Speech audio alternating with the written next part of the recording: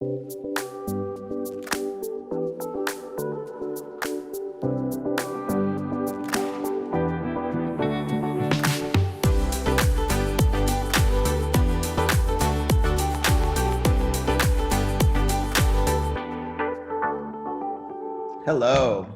and welcome to the Brand Storytelling live streams for July 8th, 2020. I'm Drew Parkhill. Thanks for being with us. These live streams air every Wednesday, and our mission is to deliver the most timely and relevant information for our community of brands, as well as their storytelling partners. These shows are designed for you, so please let us know how we can best serve the community by suggesting future topics and guests that would help you now and into the future. You can drop me a line. I'm Drew at BrandStorytelling.tv.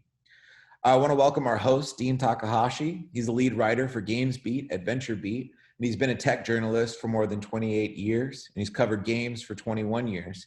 Dean, welcome back to the show. Thank you. Happy to be back for this third session I've moderated with Fullscreen and Brand Storytelling. Thank you to them for hosting this. I'm the lead writer for GamesBeat at VentureBeat, and I'm the organizer of the GamesBeat Summit events. Our next one is coming up in November. I'm glad to be moderating our session about comedy and games, as we could all use more of that right now. And my panelists include Fiona Nova, the achievement hunter, content creator, and on-screen talent for Rooster Teeth's comedy-based gaming channel, Achievement Hunter. Nicole Nazarenas, Senior Vice President, Account Director at Gray, New York. Jason DeMarco, Senior Vice President and Creative Director on air for Adult Swim. And Jennifer Weiner, Vice President of Strategic Brand Partnerships at Fullscreen. And I'm going to have everybody introduce themselves a bit more and how sort of they are connected to comedy and gaming here. So let's start with Fiona. Hi everyone, I'm Fiona Nova. I am an on-screen talent for Rooster Teeth's comedy-based gaming channel, Achievement Hunter. And you know, I don't want to jump into my full childhood traumas and anything on why I love comedy and why I love gaming, but I've always been a comedian in some way, and I've always loved film and TV. And being told that the film and production industry is hard, I turned to fashion and got my degree in fashion merchandising and marketing. And from there, I gained some more interest in production as well as gaming wear, and really jumping into the gaming culture. And I started streaming, playing my own games, creating my own YouTube videos, and noticing that, you know, I'm pretty good on camera. And I just built a community and following from there.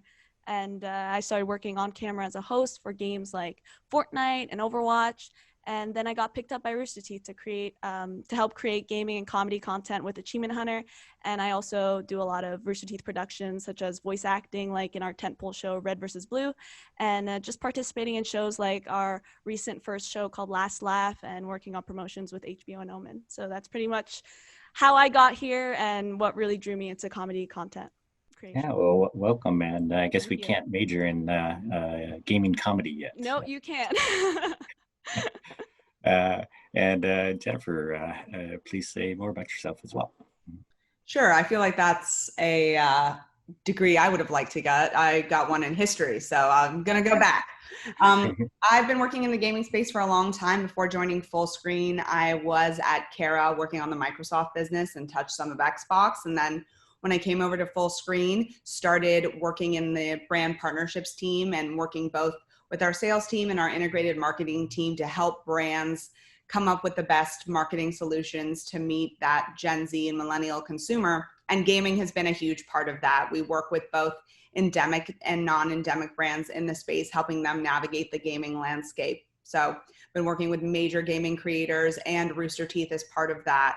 And it's been a really fun ride, and just love the gaming space and the passion that exists around it, and the really rich territory it is when you're looking at how to communicate with audiences. And Nicole, please say more about yourself as well. Sure. Hey, I'm Nicole Nazarenas. like Dean mentioned, I work at Gray, New York, and one of my primary clients is Pringles. So I really started in kind of investigating and researching the gaming space as we were trying to find what role Pringles would play for gamers. I think, you know, salty snacks have always had a role in gamers' lives, and as a more fun and kind of sometimes like a bit juvenile brand, we're looking to sort of evolve what the brand can be and what role we might play in people's lives. So that's really kind of where I started.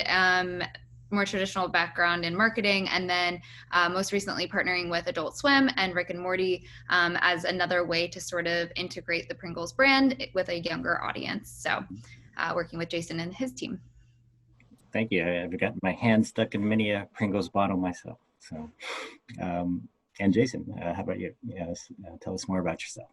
I'm probably the oldest person on the panel, so I've been gaming since the days of the Atari 2600.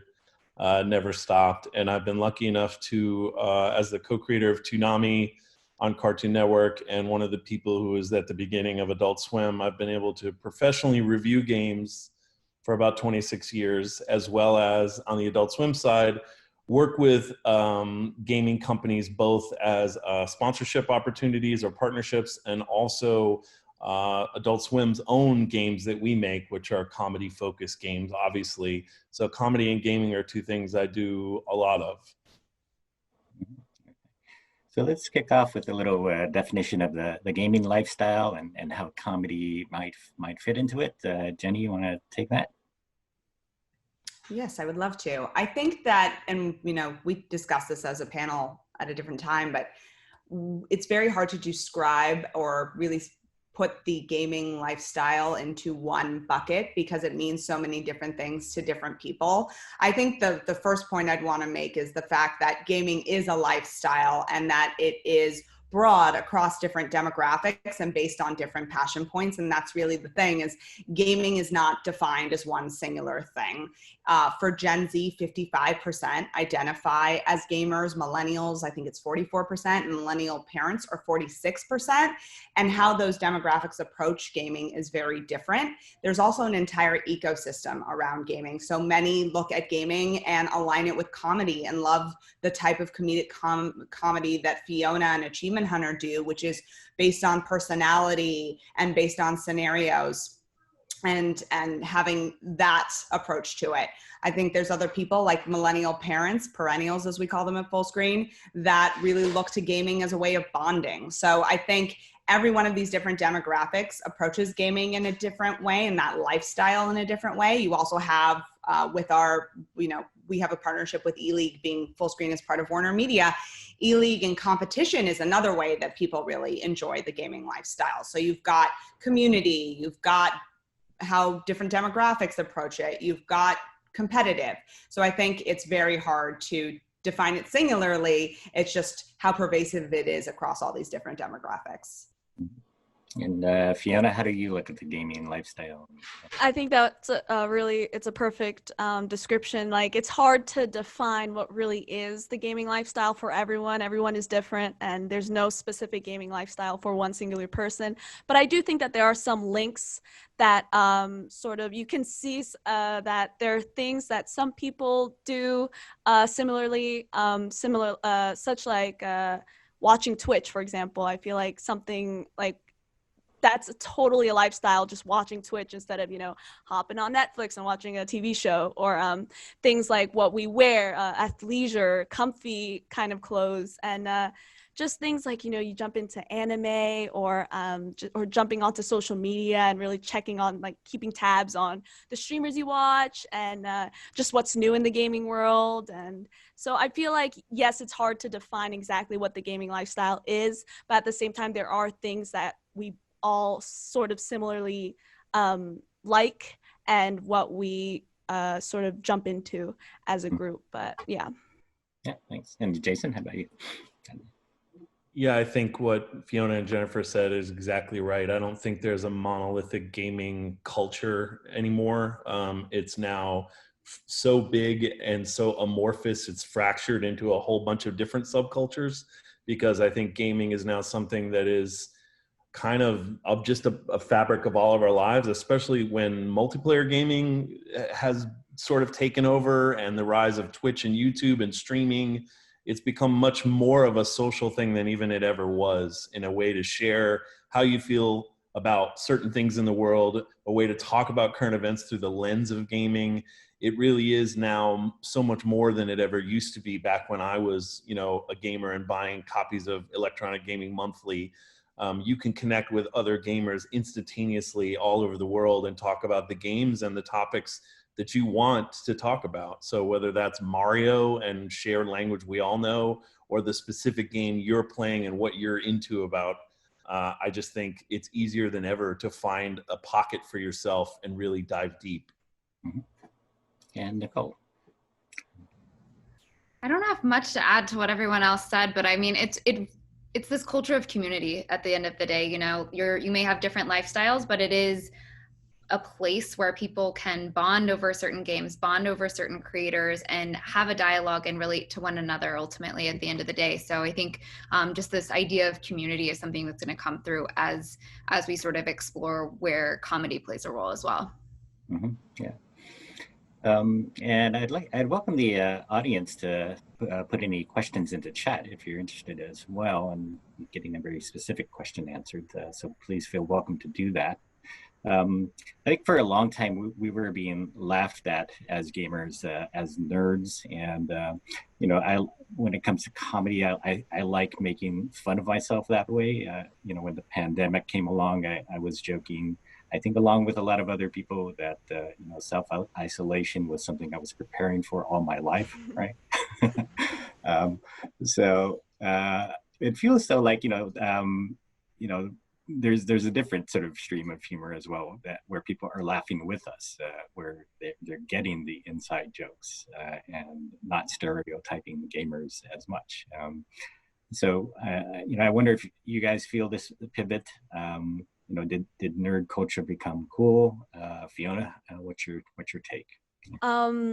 Just like we talked about before when we were talking about the panel, I pretty much was born into the time where gaming was pretty cool. I don't want to really say my age because I'm a baby, but I was born into it, so it's always been cool. It's always not. I haven't really been made fun of for being a gamer, but I think the main thing for me was when gaming really took off on TV. For example, like Overwatch being on ESPN. I think that was a huge milestone in terms of just mainstream television, and especially when Ninja popped off. I think the celebrities playing games with these streamers really made it so there's that connection or that link between mainstream, what's cool, what's, Travis Scott, he makes awesome music, he's wearing cool things, and then you see him playing with Ninja, for example. It's like you have that link that happens and it makes it just a little more cooler. Fortnite really helped with that as well, especially with their skins and their dances. So I think for me, those were those specific things that I felt made things pop off in terms of like in the esports community and the esports industry. Yeah. And Nicole, what's your view? Yeah, I mean, I think the connectivity there, being able to access watching people play games, like that was something that we didn't have necessarily outside of your living room with friends 30 years ago. So like that evolution has definitely helped. I think also as you see universities taking gaming more seriously and offering scholarships, and they have their own teams and leagues now, like as that becomes taken a little bit serious by like larger entities, it's becoming more and more mainstream. And Jason, how about you?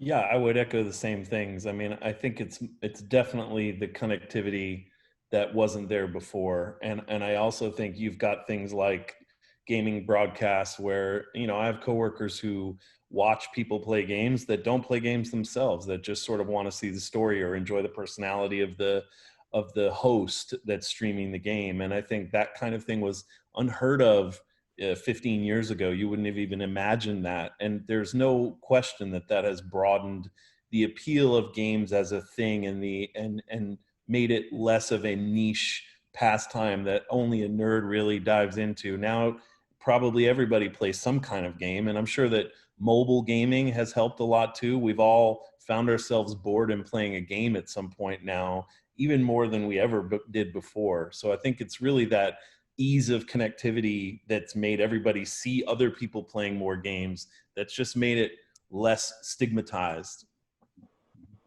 And Jenny, any perspective? Yeah, I also think that, you know, to Fiona's point, she was always a gamer. I think Gen Z and younger millennials grew up with technology in the palm of their hand, and it was synonymous with their childhood and their upbringing.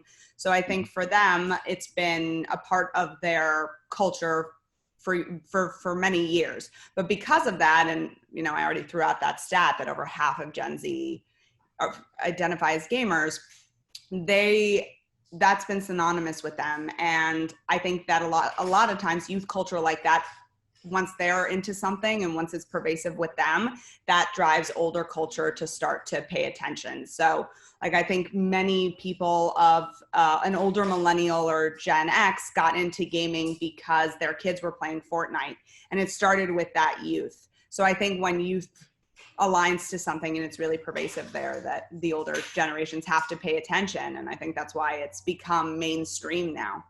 Mm-hmm. And I guess there's certain kinds of humor that works and some that doesn't. I enjoy chopping up people in Warzone with helicopter blades, right? Yeah, but you know, a lot of people might be horrified at that as well. So people aren't going to find that so funny. So there's these inside jokes in games, that and there's jokes that everyone can get. So why is humor so appealing to gamers, and how does comedy, you know, come to life in gaming? Let's start with Jason on that one. That's a big question. I mean, I think comedy in games is like comedy anywhere else. I mean, I think there are different types of comedy for different types of people. I would say that the average Adult Swim show, obviously we have a bunch of different types of comedies, but as a whole, I think you would think of it more as cutting edge comedy as opposed to broad comedy. And there's games that would make sense in that same way and be in that same wheelhouse. So you've got the type of comedy you're talking about, Dean, where you play Call of Duty, and so violence is a part of that game. And so funny things with violence don't seem so crazy to people who play Call of Duty all the time. But if all you play is Animal Crossing, it might be quite shocking for you to watch somebody get killed and think it's funny. Mm-hmm. And gaming, it's just further going back to what we've already been talking about. It's such a huge space now. There's room for all kinds of comedy related specifically to gaming, whether it's more on the gentle side or more on the you know, explosions side. I just think there's a huge tent now, and you can kind of do whatever you want in that space to appeal to the gamer you're trying to reach. Mm-hmm. Yeah. And Fiona, how about you? Well, I just wanted to say that, like, comedy is a form of escapism, just like how gaming is a form of escapism, and it just makes you not worry about real life. You kind of jump into a game, you jump into a different world, and comedy sort of fuels that. I know that on our channel, we are like 10 different people with 10 different senses of comedy, and we range from like 40 years old to like 23. That's me. And we just have different types of comedy that attract different type of people. And that's, again, comedy is subjective. So is there a specific type of comedy that appeals to gamers? I would say, it just depends on the person. It depends on the gaming lifestyle. It depends if they play Animal Crossing or if they play Call of Duty. But at the end of the day, I think there is this sort of comedy, like that kind of like meme culture, especially on Twitch. You know, comedy is like spamming Pog on chat, you know. So there isn't a specific kind of comedy that would work, but again, at the end of the day, it is a form of escapism, and it just helps people feel better and just not alone. Yeah, I feel like if I'm going to watch a stream, it's less about I want to learn something from this really expert gamer, and it's more about like, is this person funny? Right? Mm-hmm. Exactly. So, Nicole, anything? Yeah, I can add on to that. I think, you know, what we're all getting to is this idea that like your personality has a lot to do with what you find funny, no matter what the case is. And so finding, you know, the right streamer with the right game, with the right audience on the right platform, all of those things play a role in the type of comedy and the type of humor that you can bring to life, and entertain people in that way. And I know we were talking yesterday, Jason, around like this idea of like the insider joke versus something that's broad appeal. And I think there's roles for both, and you just have to really read your audience to make sure that like you're meeting them halfway and like not alienating your audience, but also giving people who do have the insider knowledge that like treat at the end of the day for like tuning in and like actually understanding what's happening and what story you're trying to tell. And Jennifer, how about you? Yeah, I mean, I think they've covered it, but yeah, I think there's the two routes you can take. There's the insider jokes, but then there's the personalities where you get to know the personalities, like, you know, Achievement Hunter, you know what they all stand for, and it's fun to see them interplaying with each other and ribbing on each other. And then I think there's also universal truths that just everyone can relate to, and I think that's sort of the magic of comedy, and especially as it is associated with gaming. You know, it's sort of always funny to see people die in unexpected ways in a video game, like when they don't expect it. There's like just universal things that I think that people can relate to. And I think especially during COVID, you've seen a huge rise in both gaming and comedy, to Fiona's point, because of that escapism. So I think they're more inextricably linked than ever before. Mm-hmm. Yeah. So I see we've got a question from the audience on toxicity, and that relates to one of these other questions we had talked about. On a more serious note, you know, the gaming community has come under fire recently for not being inclusive, especially with women and people of color. What are you thinking about as far as like creating change in the community and gaming so it's more welcome? Fiona?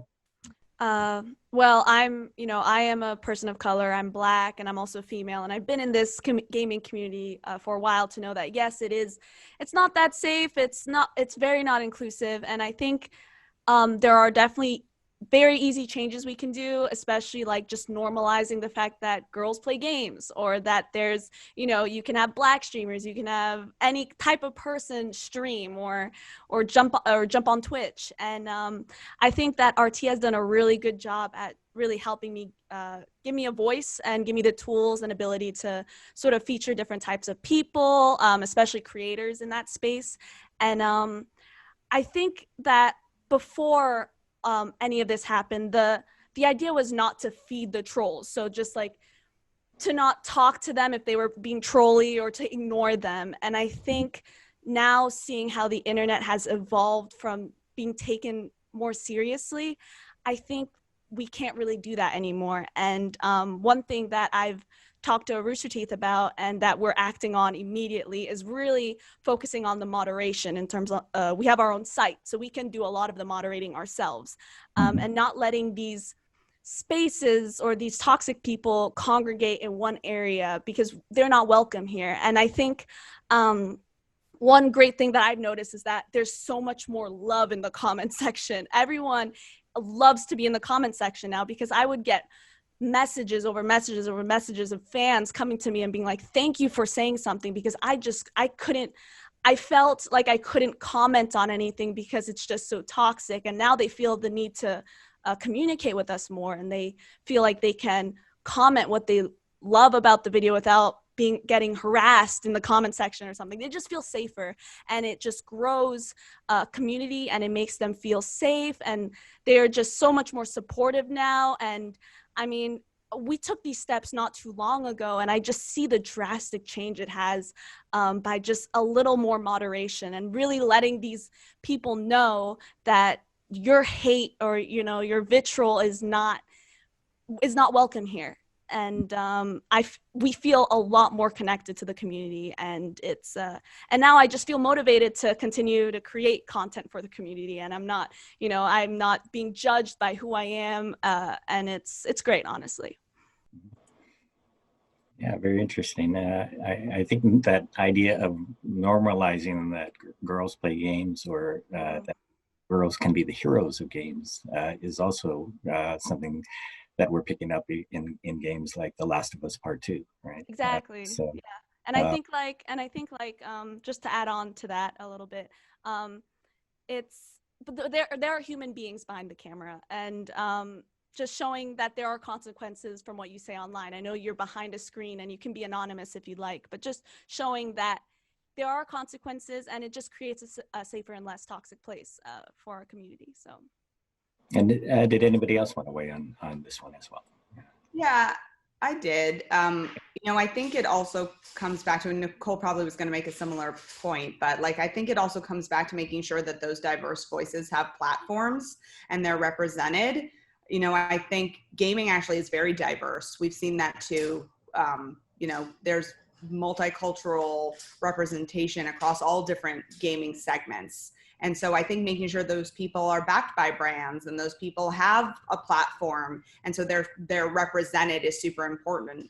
We Fullscreen did a program with AT&T. We started it. We're in our third year, called Mentorship, where it was all about giving underrepresented voices in film a platform and getting their films out there and helping them and aligning them to a mentor that could help steer the way. And Lena Waithe has been a part of it, a bunch of people. And I think we need to do something similar with gaming, where we have making sure that people who are underrepresented, but very much so part of this community and a big part of the community, make sure they have those voices. And I think from a brand perspective now too, consumers are really demanding that brands take action more so than ever before. So to really have that legitimacy and that place and culture as a brand, I think consumers want to see that. Nicole, it sounded like you wanted to say something too. Yeah. It was along the same lines of what Jennifer was talking about, but I will add on and say that from a marketing standpoint, as we're working with a streamer or a gaming entity to create content, it's the same for all advertising. There's going to be just the straight up haters. There's going to be your film critic type people that like have a comment about everything. Then you're going to have a bunch of irrational trolls that like you just can't control. And I think, what Fiona was saying around being able to moderate in some places, that will help keep the conversation positive. But in some places where that behavior exists, whether it's, Twitter, Facebook, and like every social platform has some sort of two-way communication. It's the same for advertising. And I think in the gaming community, there is such a desire to have fun and support one another that like the positive will outweigh the negative in most cases, and just being open to how to moderate and open to contingency plans to make sure that everyone feels safe and comfortable with the conversation and the content that we're putting out is really kind of how we view it. Yeah. And I guess comedy and games seem like a good formula for marketers to take advantage of, I guess. So I do wonder, like, what do you see brands doing well in this space, and what's your advice for brands in mixing up those two, comedy and games? Let's start with Nicole there.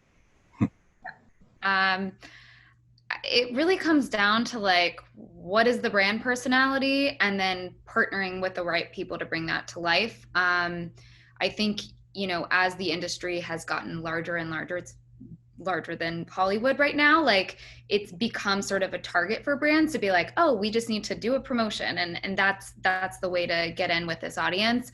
But gamers are much smarter than that, and they will sniff out the like lack of authenticity from a brand. So I think what we've really done with the Pringles brand is looked into like what makes someone a gamer, and then we need to act like that as a brand. So that's not just a player and a viewer. Sometimes you're both. It's not just dipping in and out with a promotion. It's actually following the news cycles, being a part of the conversation, and making sure that you're aligning to the right properties that have a long-term vision for both themselves and the brand.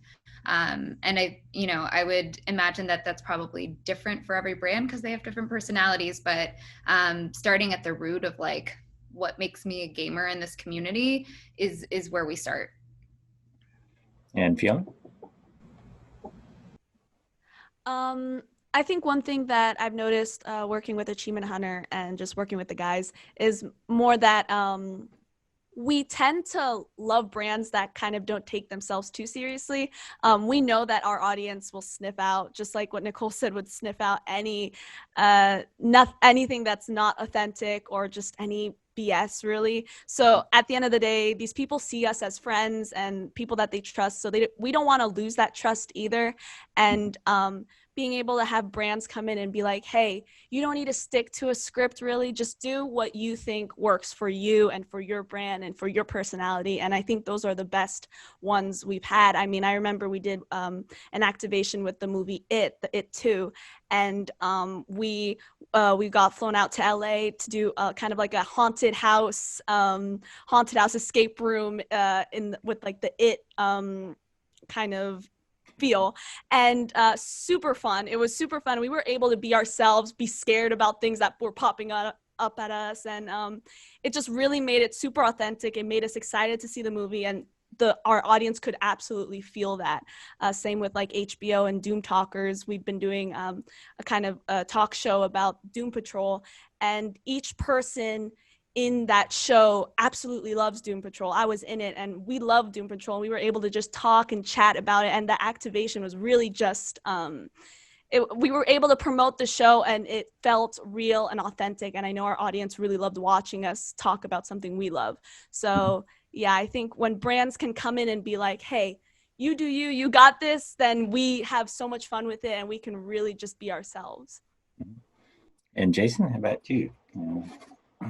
Yeah, I think I would echo what Fiona and Nicole said. I mean, there's nothing more important to young consumers than authenticity. And, you know, it's very hard to buy and earn, but it's very easy to lose. And I think a whole lot of people who work in marketing and work for brands are ultimately lazy, and they just don't think they need to work that hard. But what they don't think about enough is that the younger generation especially is exposed to more advertising than any human in history. And so by the time they're 18, they've seen more ads than, you know, you could possibly imagine. And they instantly can tell if something's bullshit, instantly. So your only choice to punch through all that noise is to know what you're trying to say, know what you're about, and partner with people that will let you do that so that you can authentically speak to your audience in a way that makes sense. And if the brand is on board with that, you can get their message to the audience in a way cleaner way than really any other way these days. To me, that's the way every brand should be thinking about advertising, because it really is the only way you're going to punch through the sheer noise that we all ignore every day. Yeah. And Jennifer. Yeah, I think the last piece of that is it 100% starts with authenticity. And I think the next piece of that is then making sure as a brand, you're actually providing some sort of value to the consumer. I think that takes it to the next level. You know, a lot of time with streamers and content creators, Rooster Teeth and Achievement Hunter included, those fans just want to see their favorite creators doing more, having great experiences, etc. And so bringing, you know, allowing those creators to have that experience is valuable to those audiences and consumers. An example of that, we do a lot of work with Omen by HP, which is their gaming PC line, and we were able to do a amateur versus Achievement Hunter competition tournament style, where ultimately in front of thousands of people, there was an amateur tournament. The top amateur team got to game against Achievement Hunter, which is something that the community always wants to do. They want to be able to game against them. And the funny part was that the amateurs crushed them. So that's where the comedy came into it. And it was hilarious. And seeing the personalities in Achievement Hunter riff on each other as they were getting creamed was very, very funny. So that provided a lot of value to the fans. And it's just one example. You know, Fiona talked about yesterday in our pre-caller the other day about KFC. They produced a game, and that made a lot of sense because they have an irreverent humor already to begin with. A lot of brands do. Wendy's and Pringles are also a great example of a brand that just inherently embraces humor and has a real tone. And so when KFC came up with an actual game, that was a lot of fun for consumers. And I know Funhouse, a different Achievement Hunter or a different Rooster Teeth team, did some work around that and promoting that. Yeah.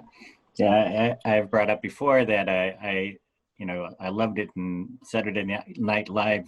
They really had me when they did a skit on Warzone, but they just totally lost me on authenticity when they used the wrong map in the skit. So, lesson for brands.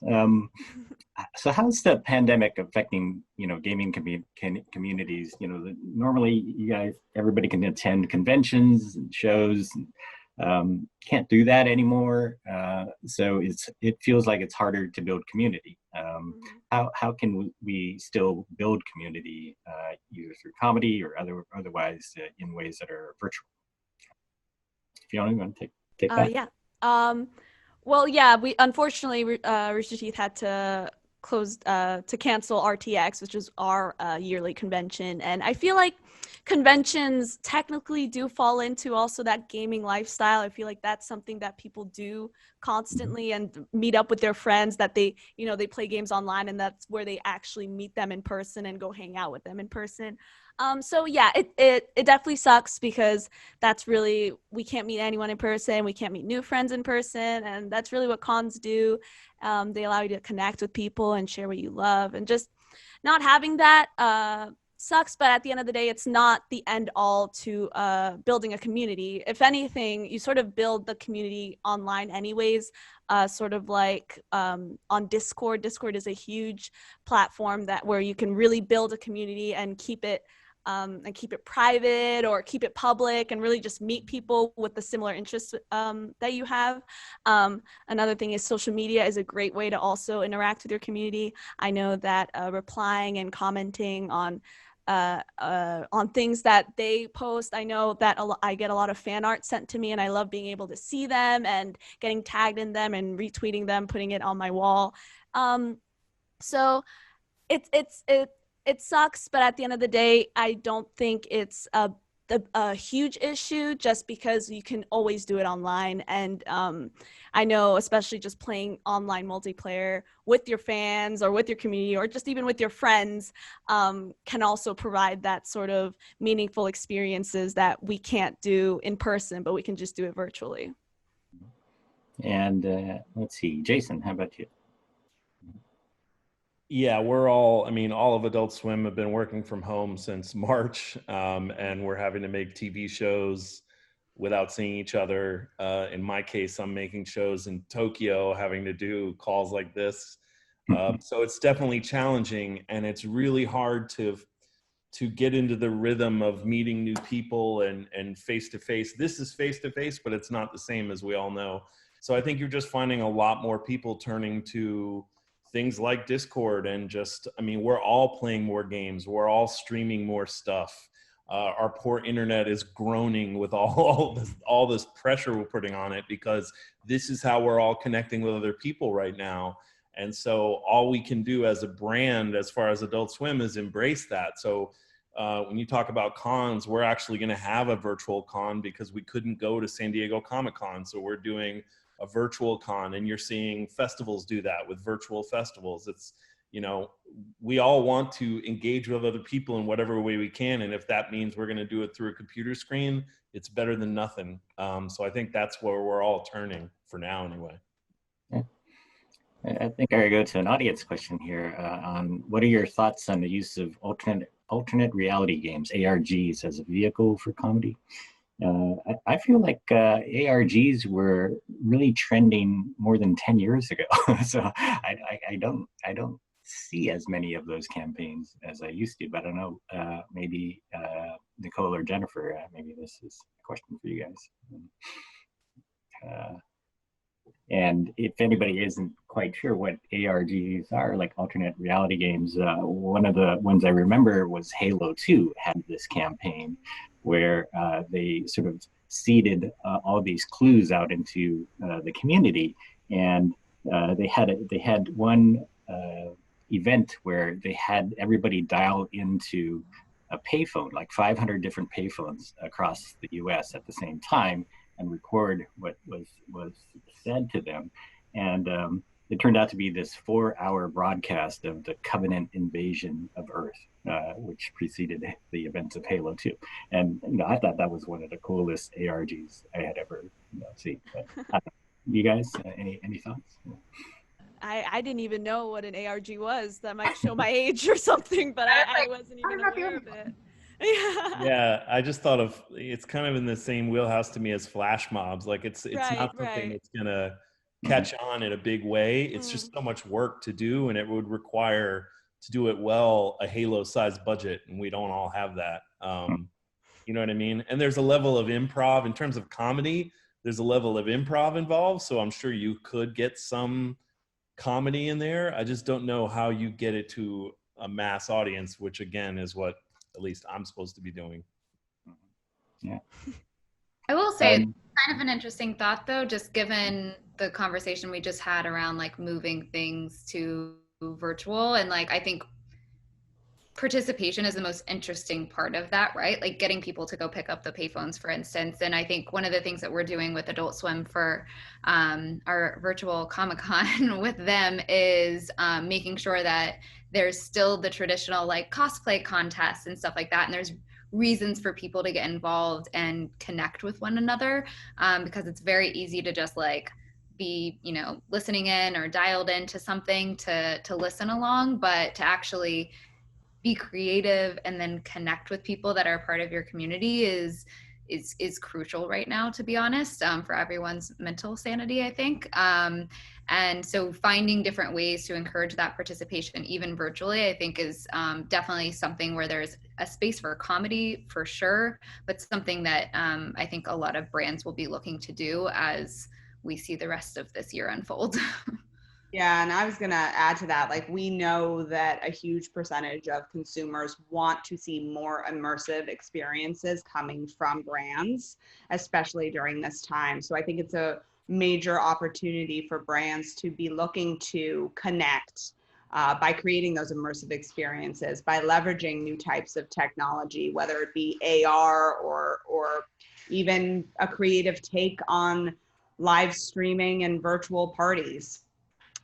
I think that need for connection is there, and there's also a need for personalization as well. Like I think that brands and consumers want to see more personalization that's enticing in this day and age. So I think it's how brands take those insights and look at what technology exists and how to actually bring people together and make connections in this day and age when people are so hungry for it and having to be agile and flexible as things change on a day-by-day basis. But I think it's something that everyone should be considering is how do you create these immersive and personalized experiences? Any last thoughts from everybody here? We're just quickly give ourselves a chance to plug what we do, and any last thought as well. I'm Dean Tack on Twitter. You can find a lot of my writing on gamespeed.com. And once again, I organize these GameSpeed Summit events. Fiona, any last thought as well? Yeah, you can find us on roosterteeth.com. Achievement Hunter is there as well. You can also find us on Let's Play on YouTube. And yeah, that's pretty much all I need to plug. I mean, you could also follow me on Twitter at Fiona Nova. So that's also a thing.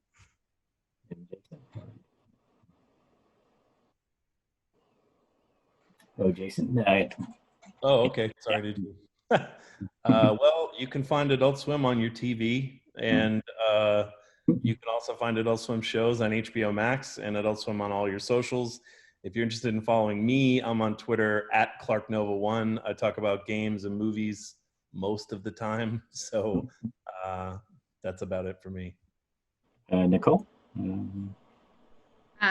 Well, quick additional plug for Adult Swim, play Pocket Morty because there's some secret Pringles stuff hiding in there right now. And oh yeah, what she said. And you can find me personally on all social media. My last name is a mouthful, but Google's your friend there. I'm the only one. Okay. And Jennifer?